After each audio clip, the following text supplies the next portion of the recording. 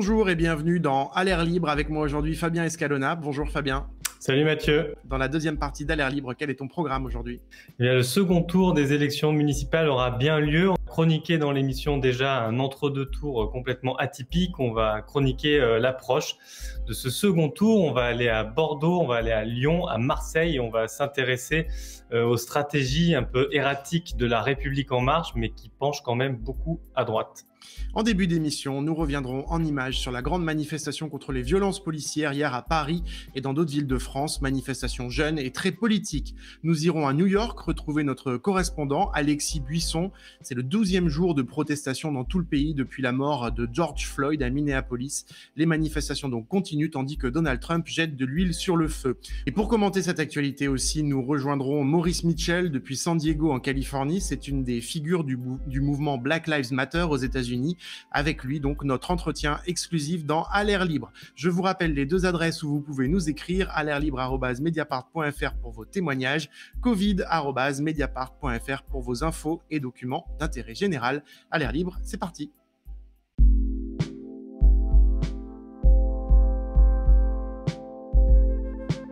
À Paris, ils étaient 20 000 selon la préfecture de police, rassemblés symboliquement devant le palais de justice de Paris.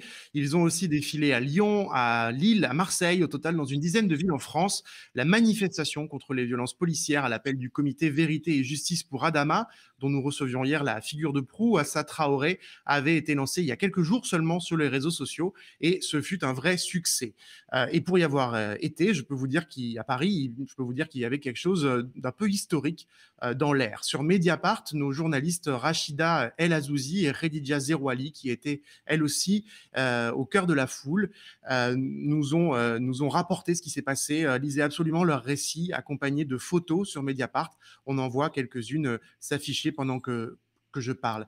Pas de justice, pas de paix. Qui nous protège de la police? Scandaient les manifestants devant une foule très jeune, beaucoup de jeunes gens noirs, mais aussi des visages d'autres couleurs, venus réclamer justice, la fin de l'impunité et des violences policières. C'était un hommage géant à George Floyd, cet homme noir de Minneapolis, tué le 25 mai aux États-Unis, mais aussi à Adama Traoré, Guy Camara, Babacar Gaye, Angelo Garant ou Lamine Dieng, tous de jeunes gens de France, noirs et blancs, tués par la police ces dernières années. Des personnalités étaient aussi au rendez-vous, comme les actrices Adèle Haenel, Marina Foïs, Camélia Jordana et aussi Aïssa Maga, dont le discours a beaucoup marqué. On l'écoute. Je m'appelle Aïssa Maïga. Je suis fière d'être ici, aux côtés d'Assa et de toutes les familles victimes de la brutalité policière en France. Je suis là en mémoire de tous ceux, la liste est trop longue, qui ont subi ces violences et qui l'ont payé de leur vie. Je suis actrice et réalisatrice. Le combat que nous menons dans le cinéma, la télévision, le théâtre en France est le même combat. C'est un combat pour la représentation juste et une représentation positive et digne des populations afrodescendantes françaises. C'est un combat pour la justice à l'image pour les populations d'origine asiatique. C'est un combat pour les populations d'origine arabe. Nous ne laisserons pas le cinéma français tranquille. Nous ne laisserons pas la justice française tranquille. Nous ne laisserons pas la France tranquille tant qu'il y aura des injustices. Et tant que nos frères, nos sœurs, nos enfants seront susceptibles de mourir à cause de la police qui est censée les protéger.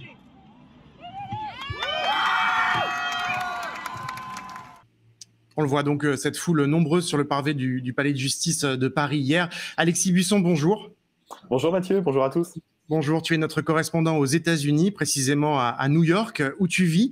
Alexis, j'ai plein de questions à te poser sur ce qui se passe aux États-Unis en ce moment, où évidemment les manifestations continuent. Mais d'abord, quand tu écoutes Aïssa Maïga, dans quelle mesure ça fait écho, évidemment, à ce qui se passe en ce moment aux États-Unis?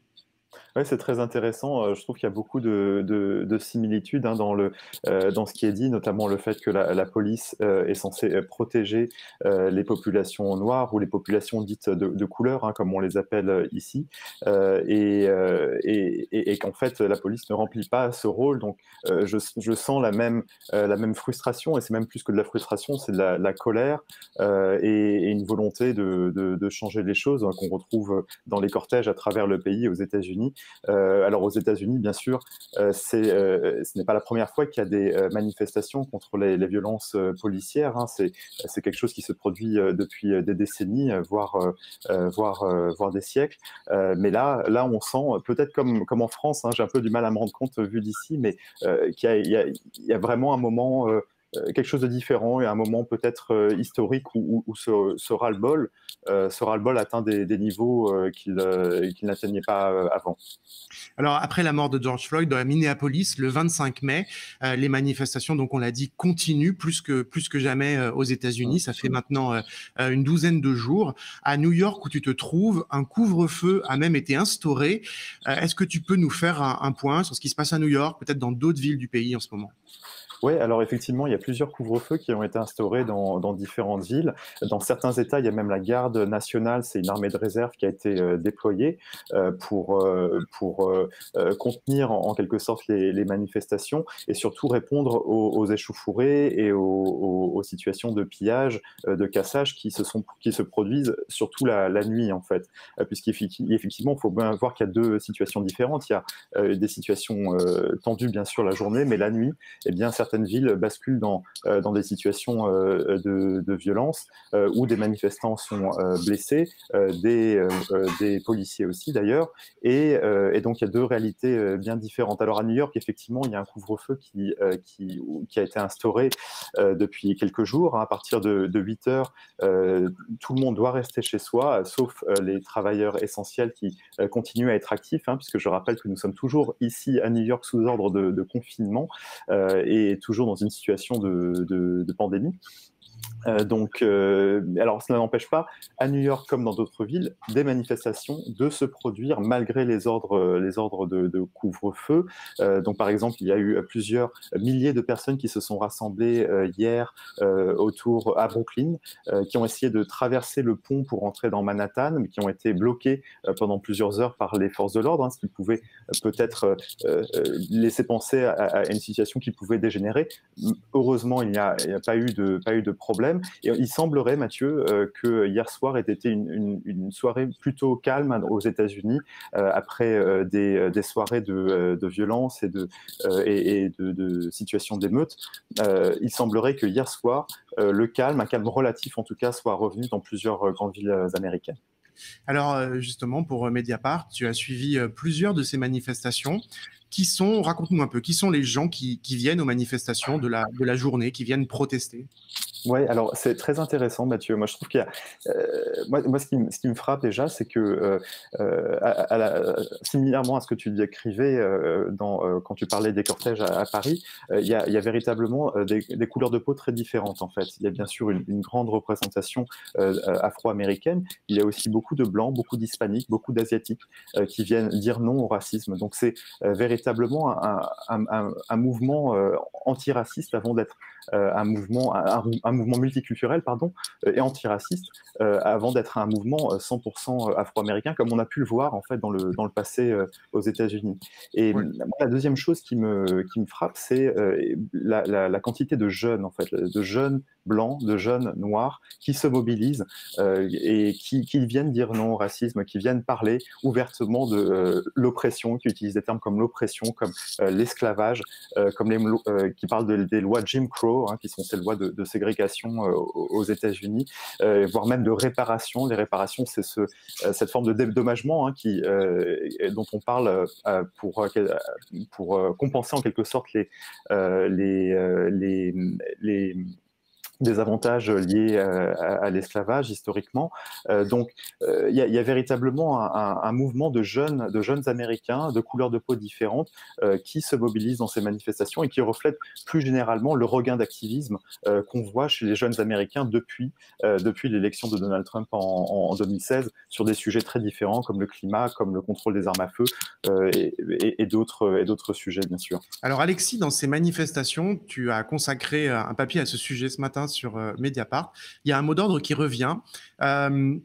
Un appel finalement aux Blancs qui sont rapportés à la population américaine moins touchée par les violences policières aux États-Unis, hein, si on parle en termes statistiques. Un appel aux Blancs à vérifier leurs privilèges.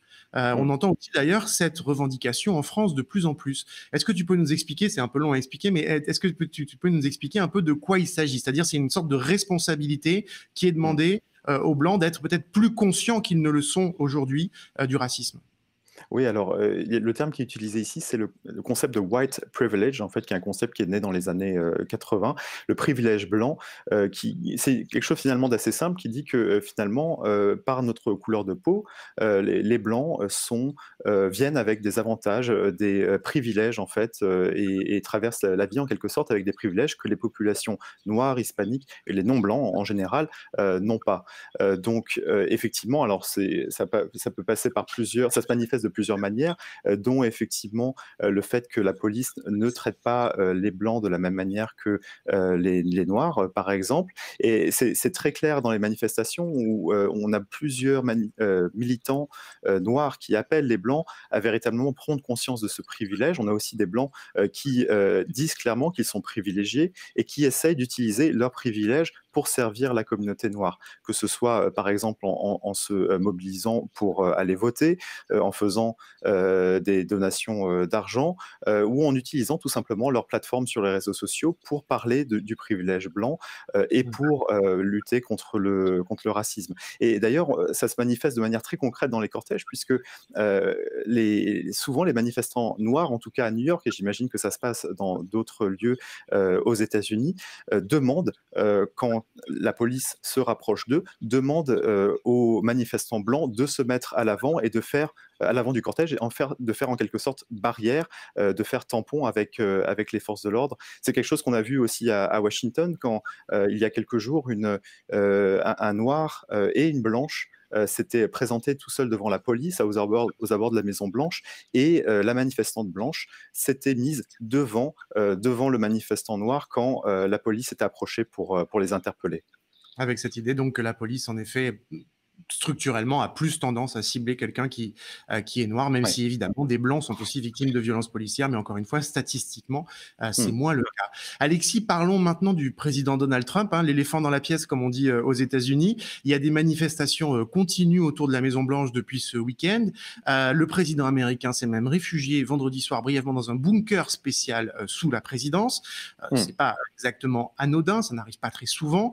Lundi soir, finalement, il a fini par parler dans le petit jardin devant son bureau, un discours va-t-en-guerre où il a menacé d'envoyer l'armée contre les manifestants avant de poser, scène un peu étrange, devant une église de Washington, la Bible à la main, tandis qu'au même moment, les manifestants hors de la Maison-Blanche étaient gazés.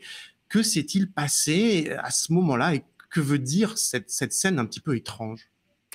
Ouais, alors on est en train d'essayer de comprendre effectivement ce qui s'est passé ce jour-là, hein, c'était lundi. Alors, comme tu l'as dit Mathieu, vendredi soir, Donald Trump a été brièvement placé dans le bunker souterrain en dessous de la Maison-Blanche et il cherchait en fait visiblement une manière de marquer le coup et de montrer qu'il n'a pas peur en fait des manifestants. Et alors sur les conseils de plusieurs personnes, y compris de sa fille Ivanka Trump, il a décidé en fait lundi de se rendre à St. John's, qui est une petite église qui est située juste à côté de la Maison-Blanche, à quelques pas de la Maison-Blanche, et qui est l'église des présidents où se sont rendus presque tous les présidents en fait depuis le début depuis la naissance de la nation américaine. Alors, il s'est rendu sur place effectivement en marchant après avoir fait cette déclaration dans laquelle il menaçait en fait d'envoyer l'armée dans les villes où les manifestations pouvaient dégénérer.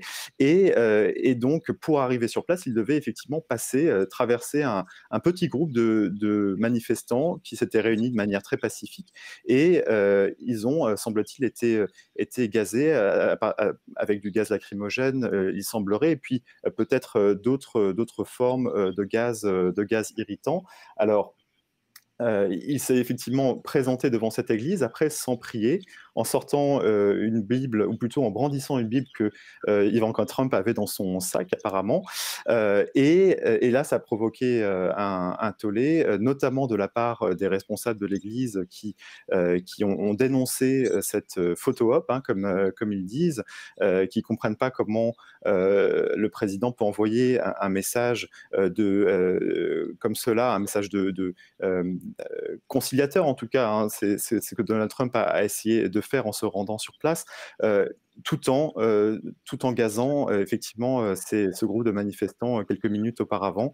Donc un message qui montre effectivement que le président ne semble pas mesurer en fait la profondeur de ce qui se passe dans les rues américaines aujourd'hui.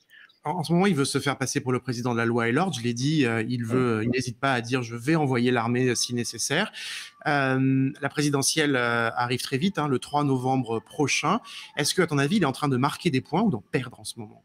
C'est difficile à dire pour l'instant. Ce qu'il fait, en fait, Donald Trump, et c'est ça qu'il faut garder à l'esprit, c'est vraiment qu'il cherche à s'adresser aux électeurs qui comptent dans les swing states, donc dans ces États bascules qui déterminent l'issue de l'élection. Là, en l'occurrence, ce qu'il essaye de faire en marquant ce discours de loi et d'ordre, c'est d'essayer de rassurer tous les républicains modérés ou les démocrates conservateurs qui n'aiment pas son ton à la base, le ton va en guerre qu'il utilise, mais qui sont en même temps inquiets de voir en quelque sorte le chaos se répandre dans le pays. Donc il cherche à les rassurer, ces gens-là. Pour l'instant, il y a très peu d'indications que ça marche. Pour l'instant, Joe Biden conserve une avance dans ces États swing states, hein, que sont la Pennsylvanie, le Wisconsin, le Michigan et d'autres. Mais bien sûr, cela peut changer. Donald Trump a montré qu'il était très fort et très imprévisible, hein, et que son électorat, même s'il s'exprime beaucoup sur les réseaux sociaux, souvent aussi est capable de beaucoup de surprises et de se mobiliser là où on ne l'attend pas forcément. Et pendant ce temps, donc, le candidat démocrate, l'ancien vice-président de Barack Obama, Joe Biden, est sorti hier de son silence lors d'un discours à Philadelphie. Il a critiqué le narcissisme et la division, je cite, semée par Donald Trump, et il a fait des promesses. On l'écoute. Look, I look at the presidency as a very big job, and nobody will get it right every time. And I won't either. But I promise you this. I won't traffic in fear and division. I won't fan the flames of hate. I'll seek to heal the racial wounds that have long plagued our country, not use them for political gain. I'll do my job and I will take responsibility. I won't blame others. I'll never forget. I will never forget. I promise you, this job is not about me. It's about you. It's about us. It'll work not only to rebuild the nation, but to build it better than it was. We're the only nation in the world that goes through crisis and comes out better. Avec un peu de fierté américaine à la fin, comme d'habitude. Alexis, je n'allumerai pas les flammes de la haine, dit Joe Biden. On a l'impression en ce moment qu'il reste relativement silencieux, à part ce discours, qu'il cherche un peu à capitaliser, en fait, à marquer le contraste, tout simplement, avec Donald Trump. Est-ce que tu penses que c'est une stratégie payante, une stratégie suffisante, là encore, dans le contexte de la présidentielle qui vient? En effet, de toute façon, Joe Biden, là, essaye de montrer ce qu'il ferait s'il était président, à quoi ressemblerait une présidence Biden à ce pays qui est en recherche de leader, hein, en quelque sorte. Donc là encore, on va voir. Alors Joe Biden, pour l'instant, lui, essaye de marquer des points dans les primaires. Il a gagné 7 primaires hier. Hein. C'est quelque chose qui est passé un peu inaperçu, mais les démocrates continuent à voter aux États-Unis pour choisir leur candidat. Il n'est pas encore le candidat officiel du parti, mais sera, selon toute vraisemblance, investi lors de la convention démocrate en août. Donc pour l'instant, il essaie de capitaliser, en effet, et il est aidé par son ancien patron, hein, Barack Obama, qui est sorti aussi de son silence il y a quelques jours en appelant donc les jeunes activistes à se mobiliser également. Donc on va voir ce que Joe Biden fait dans les jours qui viennent. En tout cas, pour l'instant, je le disais, les sondages lui sont favorables dans les États qui comptent. Merci beaucoup Alexis. Alexis Buisson, correspondant de Mediapart à New York. On te lit dans les jours prochains, plus que jamais, pour suivre cette actualité américaine. Reste avec nous si tu veux bien, puisque lundi soir, j'ai contacté un monsieur qui s'appelle Maurice Mitchell.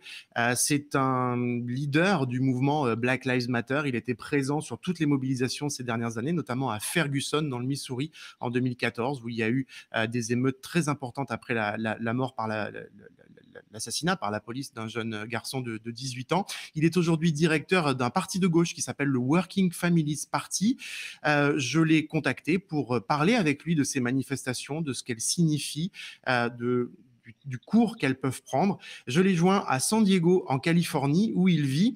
C'était lundi soir, assez tard, en plein après-midi, en Californie. Et tout près de chez lui, tu vas voir, il y avait des manifs. On regarde.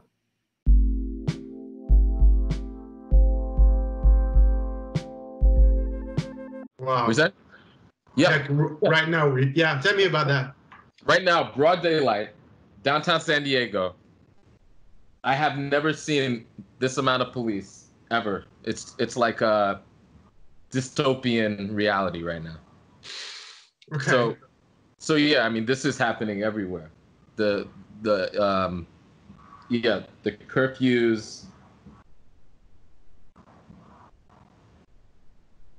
I don't know if you can hear that, but there's a protest going on right now. I'm just gonna. Yeah, there's a protest taking place right now. Okay. Anyway, just like a block away from my house, it looks like a bunch of young students. Ok. Maurice Mitchell, bonjour. Racontez-nous un peu l'ampleur du mouvement contre les violences policières qui secoue les États-Unis actuellement depuis le meurtre de George Floyd à Minneapolis. This movement. It's not surprising at all. Why? You know, because what we're experiencing is a product of 4 centuries of slavery and dispossession, 4 decades of the neoliberal era, and 4 years of Donald Trump. And so, even though it's traumatic, this moment is so American. This is what happens when you build a country on the commodification of the bodies of enslaved Africans and the genocide of indigenous people. And then you create an economic order that devalues people and commodifies our lives. And then you elect a far-right neo-fascist as president. This is the outcome of all of that. And so it's not surprising at all. Maurice Mitchell, vous avez été un des leaders du mouvement Black Lives Matter, notamment présent sur place à Ferguson, dans le Missouri, en 2014, après la mort de Mike Brown. Ce mouvement-ci contre les violences policières, 6 ans plus tard, est-il plus important? Yeah, absolutely. What we're experiencing right now is I haven't experienced in my lifetime this level of organic, widespread rebellion in our streets, in small cities and large cities, in every region of the country, in blue states and red states. The folks who are coming out, you know, a lot of these movements are led by Black folks, but it includes a multiracial grouping of people. Every single day is escalating. And so I think this is, in that way, this is pretty historic. And I think it's a byproduct of all of the movement work that we've been doing over the past few years. All of the movement work we've been doing over the past few years, the fact that our global economy is in tatters, and that the U.S. economy is in tatters because of the COVID crisis. The Trump administration has raised the specter through all of their fair tactics, all of the demagoguery. So I feel like it's created the conditions for things to just sort of blow up the way that they're doing. You know, people are in a lot of suffering and pain, especially Black folks, and we're seeing it on the streets. On voit beaucoup d'images de bâtiments brûlés, de commerces brûlés. Vous parlez-vous de coalitions multiraciales et de mouvements pacifistes qui se développent dans les rues. Expliquez-nous un petit peu justement ces mouvements pacifistes. You know, the way I would respond to that is what we're seeing is people of all races choose to stand up for Black lives, right? We saw that all throughout the movement for Black lives, right? The other thing is what we're seeing is a lot of organic mobilizations that are highly disciplined and very sophisticated, right? So the news media is reporting a very particular narrative around the destruction of property. That is offensive to me when we're talking about the destruction and end of life, right? Whenever there's mass protests, there'll be some destruction of property, right? So, for example, it's very common. I don't know if this is common in France, but it's very common in the U.S. for after a sporting event, like if your team wins or if your team loses, or what, for people, for the sports fans to essentially riot, right? That happens often. It's never reported on. The issue that we're talking about is not whether or not the sports team won or lost. We're talking about the death of Black people all over the country, that people pivot to the fact that a pane of glass has been broken or a building has been destroyed. We know that we could rebuild buildings. We can't rebuild people's lives that have been taken from us. And the vast majority of the protests are demonstrating in really brave and courageous and beautiful ways how people are standing up and using all types of tactics to show that. At any time you have mass mobilizations of this type, you're going to have people express their rage on all types of levels in all types of ways. We should anticipate that in a moment that is so intense, that people express their rage against the system in really intense ways. But to somehow derail the conversation and not focus on the point, I think is really sad and unconscionable. And so, you know, I always try, when people try to derail it, you know, I always try to just bring it right back and center Black life. Pourquoi pensez-vous que ce mouvement a explosé particulièrement maintenant? Est-ce que la brutalité des images de la mort de George Floyd, ou y a-t-il un contexte beaucoup plus large? You know, it's not just George Floyd. It's Breonna Taylor in Louisville. It's Tony McDade in Florida. It's you know, a number of other people over the past few months, right, who have been killed. And so this has been building. And the other thing you should notice is that during COVID-19, policing against Black people has ratcheted up, yeah. Right? So if I don't know if you've seen this, but there's these COVID-19 policing regimes where they're policing our bodies when we're out in the street, you know, telling us to wear masks, but it only applies to Black folks. And we've seen scores of cases of police brutality against Black folks across the country around this. So this was a powder keg. And at the same time, our economy has completely collapsed. So the economic deprivation that we're experiencing in Black communities anyway had taken a very, very dark turn. And then you add on top of that, the film, it's like a snuff video with multiple angles. And it's several minutes of watching the slow torture of this man. That was like the last straw that ignited this revolt. On a vu certains policiers mettre un genou à terre en solidarité avec les manifestants. Alors c'est sans précédent, mais c'est aussi accueilli avec beaucoup de méfiance par de nombreux activistes. Qu'est-ce que vous en pensez? We're not impressed with symbolic gestures, right? If you actually ask us what we want, none of us is saying what we really want are police officers to take knees, right? So forgive me if I'm not impressed by those symbolic gestures. What we're asking for are concrete structural changes in our society, right? What we're asking for is to defund the police and to invest in community-based responses to harm and responses to inter-community violence. And this isn't just make-believe. these programs, these responses, these community-based, Black-led organizations are doing the work, are actually doing the work to create safety in our communities. There's violence interrupters based in Black communities that have relationships in communities, have trust in communities. When conflict takes place, they're the first responders to deal with conflict so it doesn't lead to violence, right? And so when you see the great reduction of violence in Black communities, it's not because of over-policing, it's because the community came together. So if we focus on community responses to harm, then we could actually create safer communities, not more police that actually endanger us. So when I see police standing up and saying, yes, I'm a police chief or I'm a rank and file police officer, we should defund the police, then that's something to talk about. But, you know, these gestures are simply gestures because you could as easily get off of your knee and then continue the violent policing.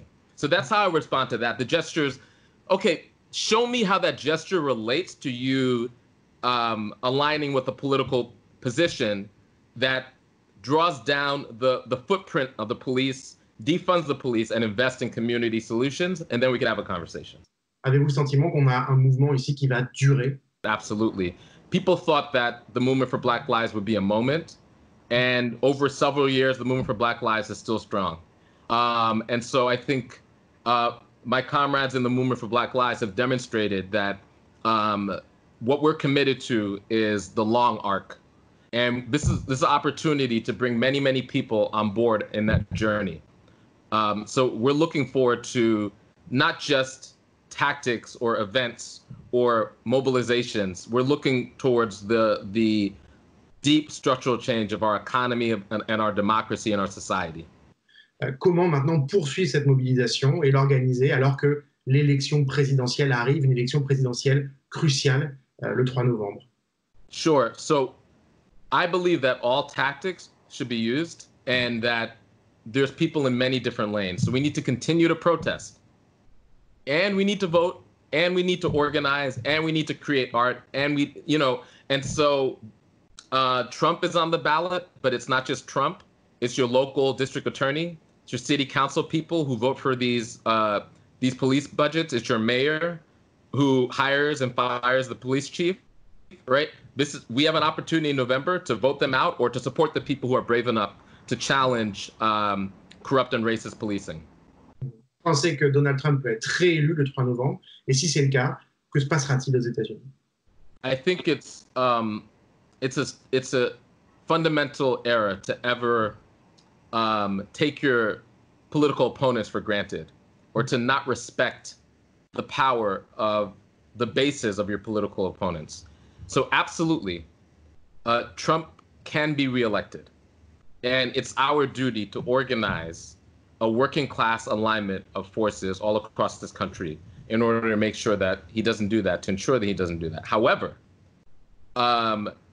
Trump ending his reign is critical and is essential, but it's insufficient.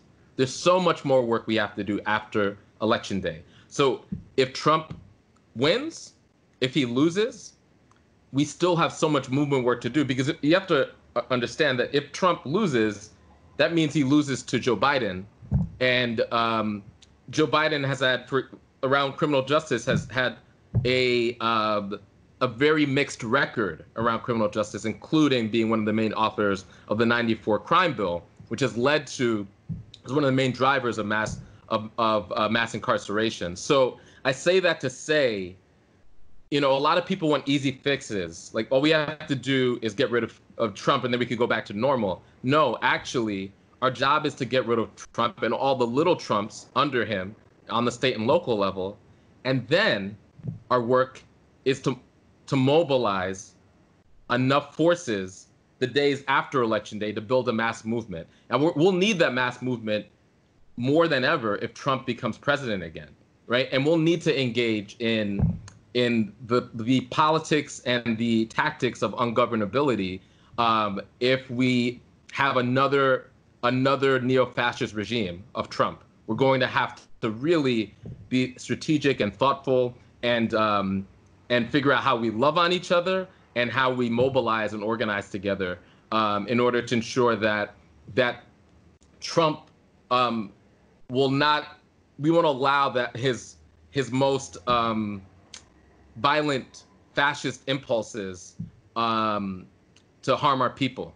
You know, the thing is, whatever happens election day, we'll still be here. We'll still be Black. We've been here for 400 years through slavery, through some of the worst atrocities, and we will, as a community, survive Trump.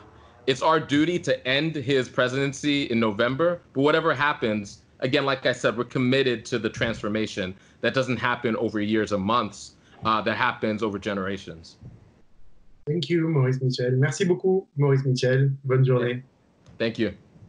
Et avant de discuter des municipales avec Fabien Escalona et ses invités, écoutons une artiste qui s'appelle Poupie, P-O-U-P-I-E, Poupie. Elle nous interprète sa reprise de Blue d'Eiffel 65.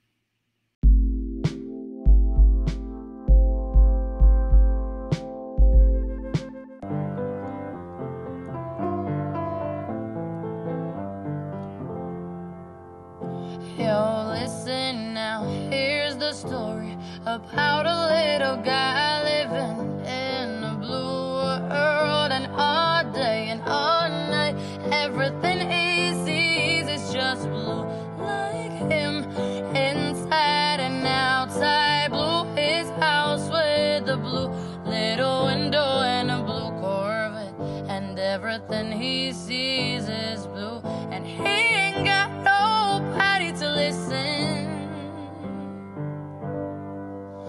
I'm blue, da-ba-dee-da-ba-die, da-ba-dee-da-ba-die, da-ba-dee-da-ba-die. I'm blue, da-ba-dee-da-ba-die, da-ba-dee-da-ba-die, da-ba-dee-da-ba-die.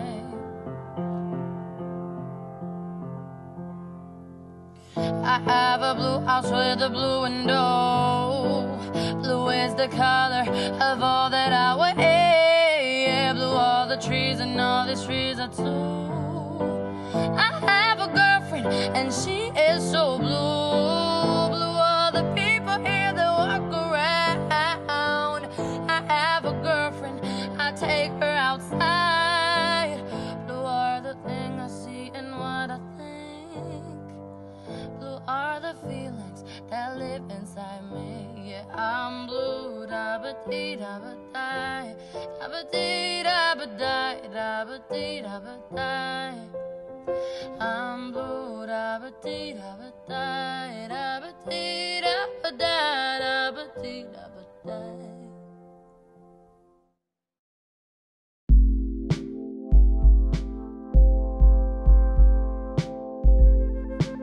Bonjour à tous, bienvenue dans ce plateau d'Alert Libre consacré aux élections municipales. Le second tour aura donc lieu à la fin juin. Vous le savez, nous suivons cette campagne assez atypique. Les listes pour ce second tour ont été déposées hier soir. On va en parler en allant à Lyon, à Bordeaux, à Marseille, 3 cas de figure qui vont illustrer la stratégie assez erratique de La République En Marche, le parti présidentiel. Une stratégie erratique, mais qui penche quand même beaucoup à droite, comme on va le voir. Et pour cela, nous allons retrouver à Lyon Nicolas Barrican de Médiacité Lyon. Bonjour Nicolas. Bonjour. On va retrouver à Marseille Lisa Castelli de Mars Actu. Bonjour. Bonjour Lisa. Et à Bordeaux, journaliste indépendant Jérémy Janté. Bonjour Jérémy. Bonjour. Alors, une première question générale avant d'aborder la question de comment la majorité présidentielle se comporte au municipal. C'est une question qui a trait aux événements d'hier soir. À Paris, il y a une manifestation assez énorme contre les violences policières, en hommage notamment à George Floyd et à Adama Traoré, 2 victimes des violences policières. Je lisais, les chiffres ont été assez massifs à Paris, mais il y a eu d'autres rassemblements dans beaucoup de grandes villes de France. Est-ce que vous pouvez nous dire brièvement quelle était l'ampleur de la mobilisation dans vos villes respectives et est-ce que la gauche s'en est emparée ou pas. Je parle de la gauche électorale, celle qui va justement participer à ce jeu municipal qui reprend. Nicolas, peut-être pour commencer. Oui, alors à Lyon, il y avait effectivement un rassemblement hier qui a réuni à peu près entre 1000 et 1500 personnes devant la cour d'assises de Lyon, l'ancien palais de justice. Ça s'est plutôt pas trop mal passé. Il y a eu quelques tirs de lacrymogènes et je crois 2 interpellations. Voilà. Et jusqu'à présent, non, les candidats de gauche ou écologistes, on en parlera plus tard. C'est les écologistes qui mènent la danse ici à gauche à Lyon, ne se sont pas emparés du sujet. Ce matin, ils tenaient une conférence de presse pour annoncer la fusion des listes avec leur nouveau partenaire de gauche et il n'en a pas été question. Lisa? Marseille, un peu la même histoire. Une manifestation qui s'est aussi déroulée, qui s'est déplacée dans tout le centre-ville hier soir, avec au moins 2000 personnes, selon la police un petit peu moins, mais en tout cas plusieurs milliers de personnes, des manifestants jeunes qu'on n'a pas l'habitude de voir dans les rues à Marseille, donc une vraie mobilisation, surtout en cette période, et très très peu de réactions de la classe politique, notamment à gauche. Alors, à la décharge des candidats, ils ont bouclé leur liste à 17h50 à peu près, donc ils n'étaient pas à l'heure pour aller au rassemblement, mais on a eu très très peu même sur les réseaux sociaux. Hein. J'ai vu passer un tweet d'une candidate de gauche pour soutenir en pensée le rassemblement. Donc on ne peut pas dire qu'à Marseille non plus, ça déchaîne les passions chez les candidats. Jérémy, comment ça se passe à Bordeaux? Il me semble que Philippe Poutou se sent un peu plus concerné. Oui, alors à Bordeaux, il y a eu un rassemblement lundi soir, moins important, entre 200 et 300 personnes selon les chiffres, devant l'École nationale de la magistrature, sur la place des droits de l'homme. Et là, politiquement, effectivement, il y avait les 2 têtes de liste de gauche qualifiées pour le 2e tour à Bordeaux. Donc Philippe Poutou à la tête d'une liste NPA, France Insoumise et Gilets jaunes, et Pierre Urmic, candidat Europe Écologie Les Verts avec le PS. Très bien. Merci de ce petit tour d'horizon et donc rentrons dans ce fameux jeu électoral qui continue malgré tout, si j'ose dire. On va revenir justement sur la République en marche. C'est un peu le double standard, le 2 poids 2 mesures qui semble prévaloir, puisque à Lyon, où Gérard Collomb s'est allié avec les Républicains, eh bien, il a été désavoué par le national. Ce qui n'a pas du tout été le cas à Bordeaux, où là, la fusion LREM droite a plutôt été encouragée. On va essayer de comprendre pourquoi. On va commencer avec toi, Nicolas, pour Médiacité. Alors, pour celles et ceux qui n'ont pas lu tes articles ou les articles de Mediapart sur la question, est-ce que tu peux expliquer pourquoi, localement, cette alliance de Collomb avec la droite a été si décriée, au point que même Stanislas Guerini, le numéro 1 de LREM, finissent par dire on retire l'investiture à Collomb et à ses listes. Oui, alors je pense que la réaction d'En Marche tient au contexte en fait lyonnais et puis aux acteurs de la scène locale. Déjà dans l'accord entre Collomb et la droite, donc mené maintenant par François-Noël Buffet, qui est sénateur, derrière cet accord-là, il y a l'ombre de Laurent Wauquiez, président de la région. Il a directement participé aux négociations. Collomb l'a rencontré la veille de l'annonce de l'alliance et ils ont encore négocié directement avec Wauquiez la composition des listes pendant tout ce week-end. Donc voilà, il y a la présence déjà de Laurent Wauquiez qui, même pour les marcheurs, continue d'être une ligne rouge infranchissable.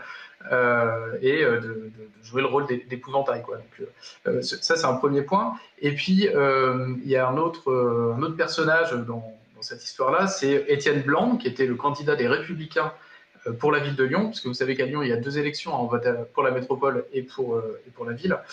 Donc, Étienne Blanc, investi par les Républicains, a un passé qui traîne comme un boulet. Il était le lieutenant de Charles Millon, l'ancien président de la région, du temps où Charles Millon s'est maintenu à la tête de la région avec les voix du Front National. Donc ça fait deux lignes rouges, négocier avec Wauquiez et puis s'allier avec Étienne Blanc. C'était franchir 2 fois la ligne rouge.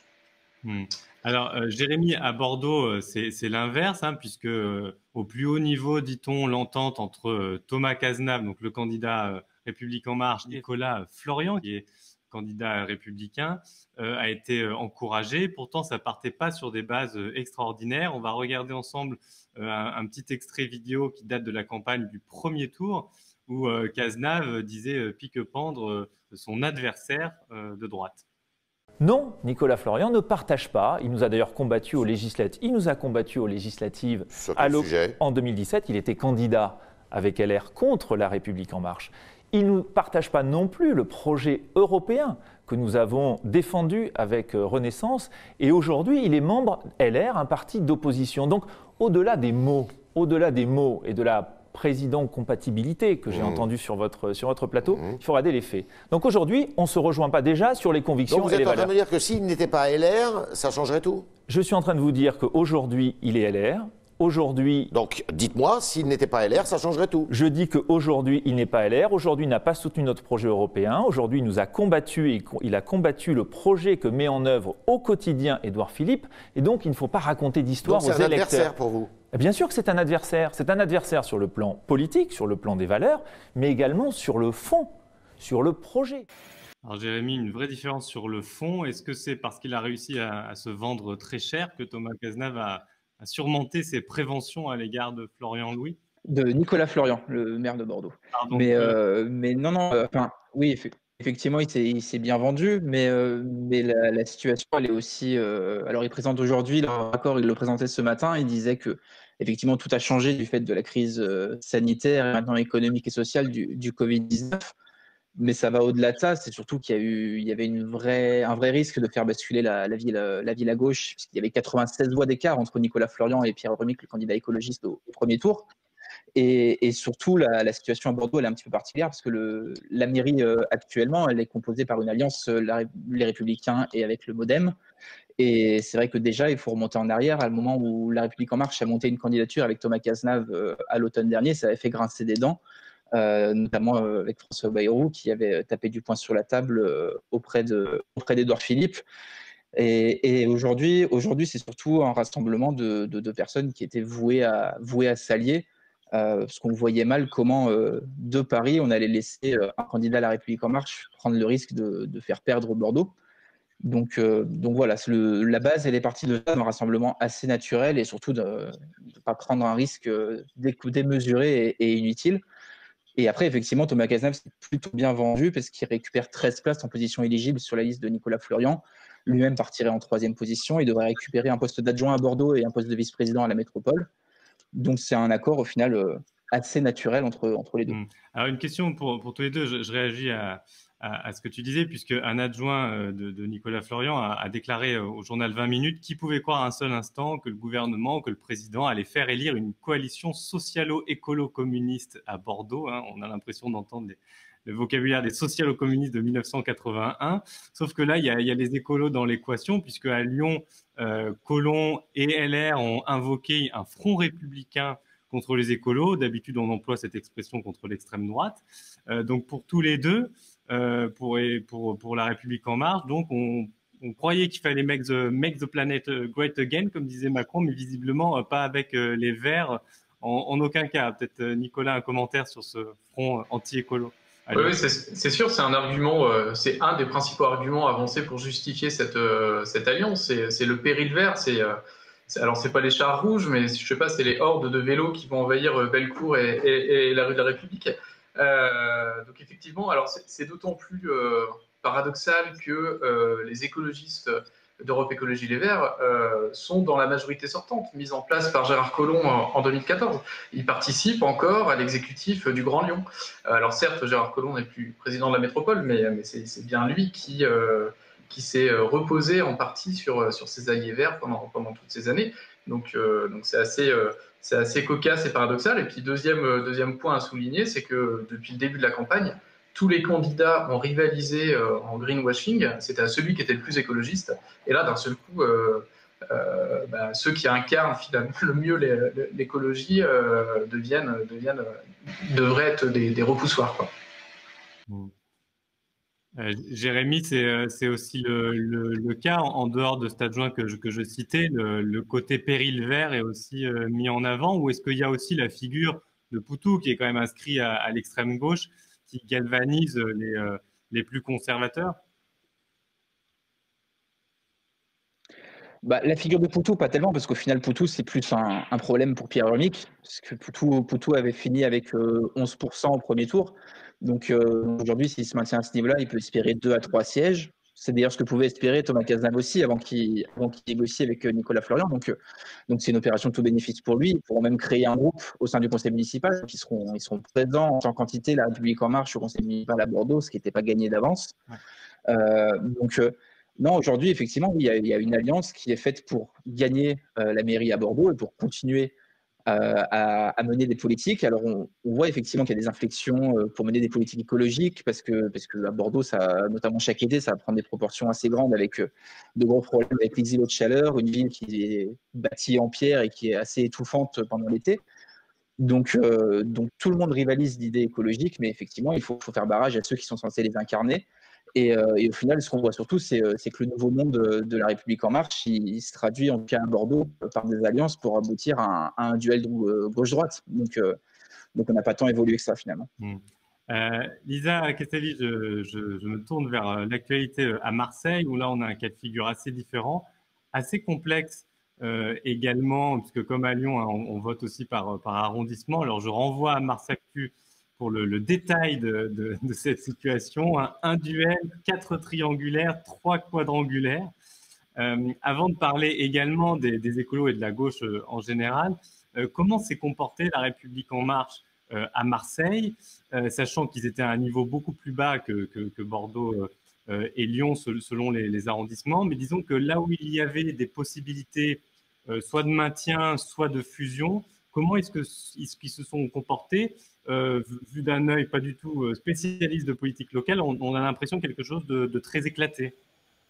Oui, en fait, c'est vrai que tu l'as dit, La République En Marche est partie avec un score très faible. En fait, ils sont arrivés 6e à l'échelle de la ville au premier tour, avec 7,88% des voix. Donc, pas de quoi séduire des alliés, pas de quoi non plus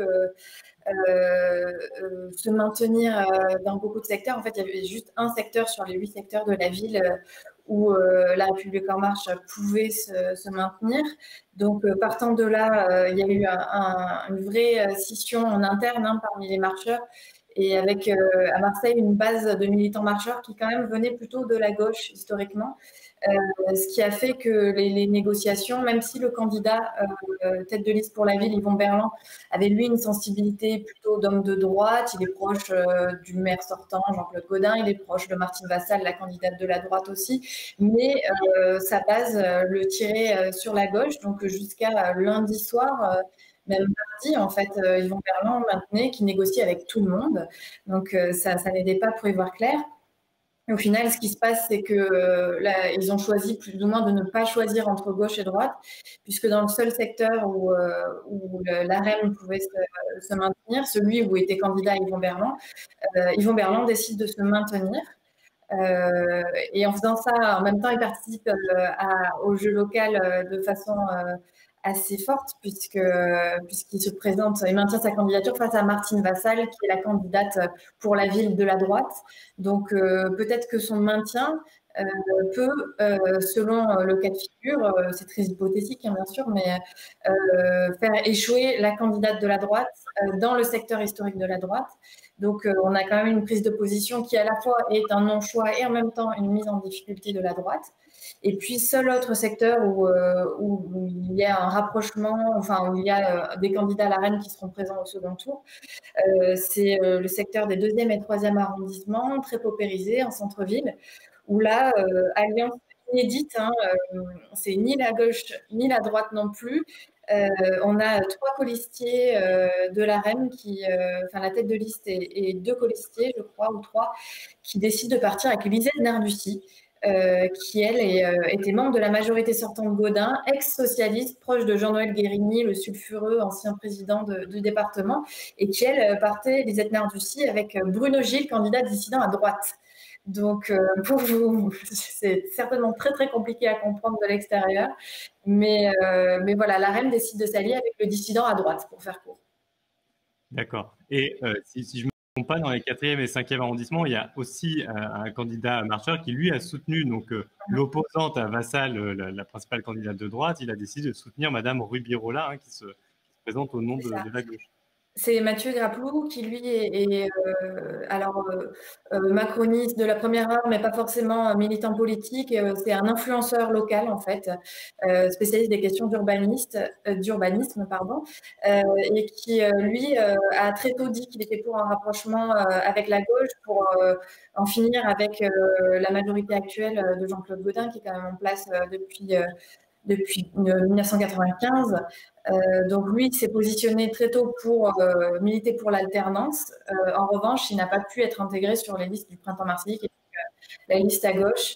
Et il y avait d'autres rapprochements possibles dans d'autres secteurs. Jusqu'à mardi, des négociations ont eu lieu entre les états-majors de la gauche et des marcheurs, et ça n'a pas pris l'impression, j'en parlais justement avec Mathieu Graplou quelques minutes avant le début de cette émission. Lui, il a l'impression que la gauche a fait miroiter des espoirs à la République en marche aussi longtemps que possible, et que finalement la porte n'est pas vraiment ouverte, puisqu'ils ont quand même des alliés, quelques alliés France Insoumise, quelques alliés Verts, et puis globalement une volonté d'être marqué vraiment à gauche qui n'est pas compatible avec des fusions avec des candidats marcheurs. Ouais, on comprend vu le contexte national. Brièvement, je me tourne vers Nicolas et Jérémy pour nous dire aussi quels sont les premiers indices qu'on a de la réception par la base, ou disons les colistiers ordinaires, pas forcément les élites partisanes locales, mais par les colistiers et la base militante, la réception de ces alliances à droite. Lisa disait qu'il pouvait y avoir des tensions, qu'il y avait certaines bases selon les coins qui tiraient plus ou moins à gauche ou à droite. Donc comment c'est reçu? Je commence par toi, Nicolas. À Lyon, il y a carrément eu des défections avant le dépôt des listes. Ah oui, tout à fait. Alors déjà, la base militante des marcheurs est éparpillée façon puzzle à Lyon, puisqu'on avait déjà une division dès le premier tour entre Gérard Collomb, investi par En Marche. Il a en quelque sorte un peu forcé la main à Emmanuel Macron et au parti pour obtenir cette investiture. Et puis en face de lui, il avait son ancien dauphin, David Kimmelfeld, actuel président du Grand Lyon, qui a maintenu sa candidature et qui a été jusqu'au bout, et qui ira jusqu'au bout, jusqu'au second tour, vu qu'il maintient aussi ses listes dans 13 circonscriptions sur 14. Donc les marcheurs à Lyon sont déjà, c'est un champ de ruines, c'est un champ de bataille, et les défections, Collomb était déjà, isolé, beaucoup de compagnons de route l'avaient déjà abandonné pour lâcher pour rejoindre David Kimmelfeld, et là on va dire un peu que les derniers qui le soutenaient encore, des anciens du PS qui avaient accepté de passer En Marche, et puis qui avaient accepté de suivre dans sa candidature face à Kimmelfeld, etc. Bon, ceux-là, plusieurs ont dit basta, et il a encore enregistré beaucoup de défections jusqu'à aujourd'hui, encore une nouvelle adjointe qui claque la porte. Ce que je voulais dire aussi, c'est qu'à droite, dans les rangs de la droite aussi, l'accord avec Collomb, il n'est pas, c'est une couleuvre à avaler, quoi. Il se retrouve, on trouve des gens qui, ça fait un mandat, 2 mandats, parfois 3 mandats, qui combattent Gérard Collomb, et on leur dit du jour au lendemain, maintenant, Collomb est avec nous, et il va falloir aussi défendre l'héritage Collomb, etc. Alors que quelques semaines auparavant, il le combattait dans l'hémicycle du conseil municipal. Donc il y a des frictions. Alors à droite, les défections sont moins spectaculaires. Il y a, on va dire que les langues pour l'instant sont tenues, et on verra ce qu'il en est en fonction du résultat du 28 juin, si certains règlent un peu leur compte après coup, je vais dire. Ouais. Jérémy, brièvement sur cette question à Bordeaux, est-ce qu'il y a eu des réactions? Un peu moins. Après, je pense que ça tient aussi au fait que la droite bordelaise est plus traditionnellement jupéiste, donc peut-être moins radicale qu'une droite lyonnaise incarnée par Laurent Wauquiez, et aussi un rapprochement qui était beaucoup plus naturel entre ces deux candidats. Au niveau du gouvernement, on va quand même aussi rappeler que le Premier ministre étant Édouard Philippe, un traditionnel proche d'Alain Juppé. Il y avait un rapprochement bordelais entre la République en marche et les Républicains qui était beaucoup plus logique. Le seul petit point de friction va peut-être venir du fait qu'il reste encore sur la liste la présence d'Édouard Duparc, qui est l'ancien représentant de Sens commun dans la région, et qui pouvait un petit peu crisper les personnalités marcheurs qui avaient un petit peu plus de mal avec ça, mais pour l'instant, dans l'ensemble, ça se passe avec beaucoup moins de difficultés qu'à Lyon. Voilà, sens commun, un mouvement très conservateur sur les questions de société né dans la foulée de la contestation du mariage pour tous. Une dernière question pour Lisa à propos de Marseille, parce que bon, on a bien compris qu'à Bordeaux, quand même, la droite bordelaise alliée à LREM est plutôt favorite. La même chose pour les écologistes à Lyon, en tout cas en ce qui concerne la ville-centre. La métropole, c'est sans doute une autre paire de manches. À Marseille, tu l'évoquais tout à l'heure en disant que le candidat LREM qui s'était maintenu pouvait un peu faire bouger les rapports de force. On a souvent dit, là, comme la gauche n'a pas réussi totalement ses alliances dans tous les secteurs, on a dit, ah ben voilà, c'est râpé, ils ont déjà perdu Marseille. Est-ce que c'est si simple que ça, ou est-ce que quand même la principale coalition de gauche garde une chance, une probabilité peut-être de prendre la ville? C'est extrêmement compliqué de faire des prédictions à ce stade-là, déjà parce qu'on a eu 37% de participation, il me semble, au premier tour. Donc forcément, les scores qu'on a du premier tour sont un sondage, mais vraiment, on sait qu'il y a des réserves de voix partout, surtout pour le Front National, qui a été assez en retard, qui est arrivé 3e à l'échelle de la ville, alors qu'on l'attendait premier. Donc là-dessus aussi, toute l'élection va se rééquilibrer, entre guillemets, si la participation remonte, forcément. La gauche a fait des choix hier qui se sont finalisés hier assez risqués, puisqu'elle avait la possibilité de s'allier avec l'ancienne socialiste Samia Ghali dans un secteur. Finalement, elle ne le fera pas et elle va en triangulaire avec Front National, Samia Ghali, et donc la liste Printemps Marseillais, qui est l'union de la gauche arrivée en tête. Donc elle prend des gros risques dans ce secteur et elle a décidé de ne pas se présenter face au RN dans le secteur voisin, comprenne qui pourra. Donc elle se met en difficulté dans 2 secteurs où quand même la gauche avait des vraies chances, des secteurs qui en plus permettent d'avoir pas mal de sièges pour le conseil municipal central, où ensuite le maire de Marseille est élu. Donc le pari est quand même très risqué. Après, c'est vrai que l'arrivée en première place de Michel Rubirola au premier tour a surpris tout le monde.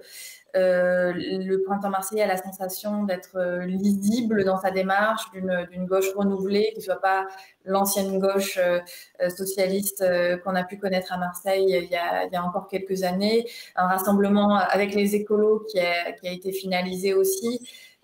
Donc il y a une volonté vraiment de porter un discours clair, transparent, mais on voit bien que ça coince quand même à chaque fois qu'il faut faire des accords, qu'il faut négocier. Et est-ce que les électeurs noteront ça aussi? C'est difficile à dire. En tout cas, ce qui est sûr, c'est que la droite règne en maître à Marseille depuis 25 ans, qu'on a départements, régions et villes qui sont à droite actuellement. L'électorat, il existe et on est sûr qu'actuellement, la droite est en train de mobiliser à fond dans ces secteurs et qui partent avec quand même une machine électorale très bien huilée, contrairement au Printemps Marseillais qui a essayé de construire quelque chose de nouveau et un peu plus fragile. Ok, merci beaucoup. Et puis, toutes ces questions sur la gauche, les alliances à gauche, les notables de droite, on continuera à les traiter, bien entendu, dans À l'air libre au fur et à mesure qu'on se rapprochera de ce second tour. Je vous remercie tous les trois. Je te remercie, Jérémy. Je te salue avec d'autant plus d'émotion que d'habitude tu nous accompagnes pendant nos lives en studio dont on est privé pour quelques temps encore. Nicolas, Lisa, je vous laisse dire un dernier mot vraiment très très rapide parce qu'on est à la fin de cette séquence, juste pour rappeler la formule d'abonnement à votre média local, parce qu'on est partenaire avec Mediapart sur vos médias indépendants eux aussi. Je commence avec Nicolas. Oui, rendez-vous sur mediacité.fr. Pendant tout le mois de juin, on propose aux lecteurs de découvrir notre journal avec une formule à 1 € pour 3 mois. Donc voilà, c'est l'occasion ou jamais de venir nous lire. Très bien, merci. Elisa, pour Mars Actu. De notre côté, on peut aussi parler de notre formule abonnement, du projet qu'on a à Marseille Actu d'être complètement indépendant sur un journal à Marseille. Donc, c'est 1 € le premier mois pour essayer. Puis, on a des offres d'été. On a une offre dans le club Avantage de Mediapart aussi, où vous pouvez trouver une façon de découvrir nos contenus si vous ne connaissez pas encore. Donc, voilà, il y a de quoi découvrir sur Marseille Actu et on va suivre la campagne à fond, évidemment. Voilà, très bien. Merci encore une fois à vous trois. Merci beaucoup. Merci Fabien. Et maintenant, je vous laisse découvrir la nouvelle vignette des Déconfinautes.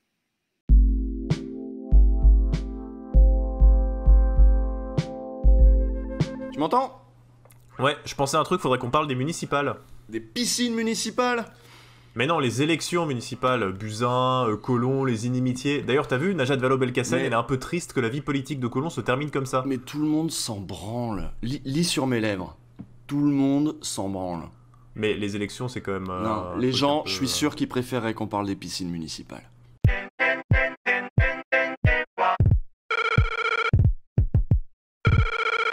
Bon, il se passe plein de trucs dans le monde, mais bon, vous savez, nous on n'est pas une grosse rédaction, on n'a pas de correspondant à l'étranger.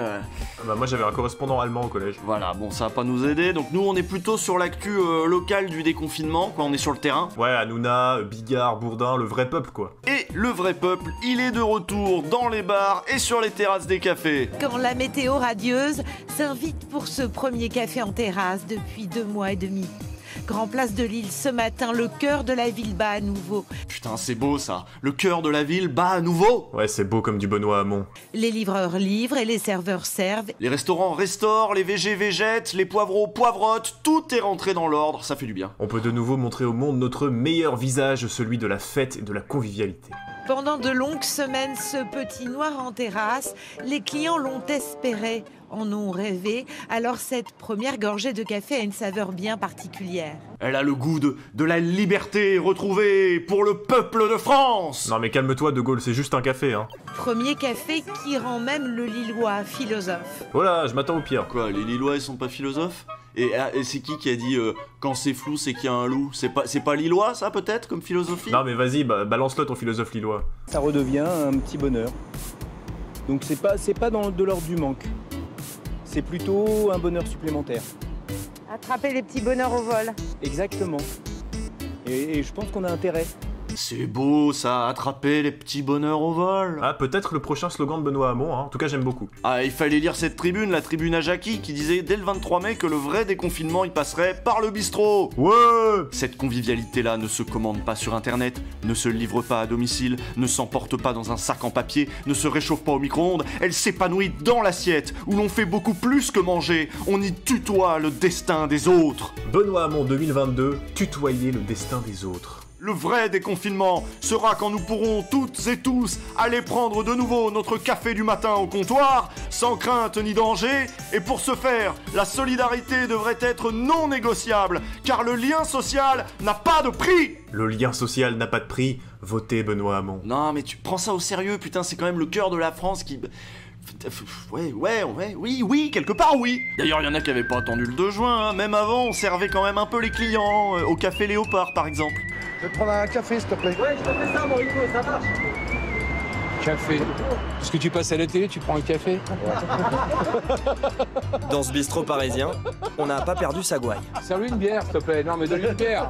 Il y avait d'autres impatients, hein. Chez Jean-Luc par exemple, on était bourré dès le 2 juin à minuit. Est-ce que vous pouvez nous expliquer pourquoi est-ce que vous avez choisi de venir ici à minuit 01 symboliquement? On est tous venus pour une personne, pour le mec qui représente la rue de Montorgueil ce soir, et c'est Jean-Luc ce soir. Vache, les jalousies que ça va déclencher. Parce qu'il représente les commerçants, les restaurants du quartier de la rue de Montorgueil, et parce qu'il nous soutient. C'est super sympa. Ne rigolez pas, moi ça me touche. Bon, c'est pas le vrai Jean-Luc, c'est lui le vrai Jean-Luc de la rue Montorgueil. On est avec le directeur de cet établissement. Bonjour, est-ce que vous pouvez m'expliquer pourquoi? Alors après le décompte, je suis pas sûre qu'ils soient encore minuit d'ailleurs, ils sont un peu en avance.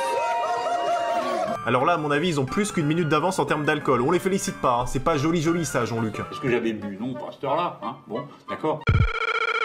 Bon, on termine quand même en vous disant d'y aller mollo, hein. On respecte les gestes barrières.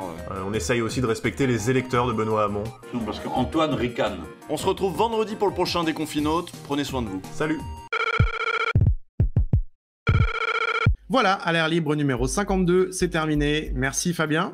Merci Mathieu. À très bientôt dans l'émission.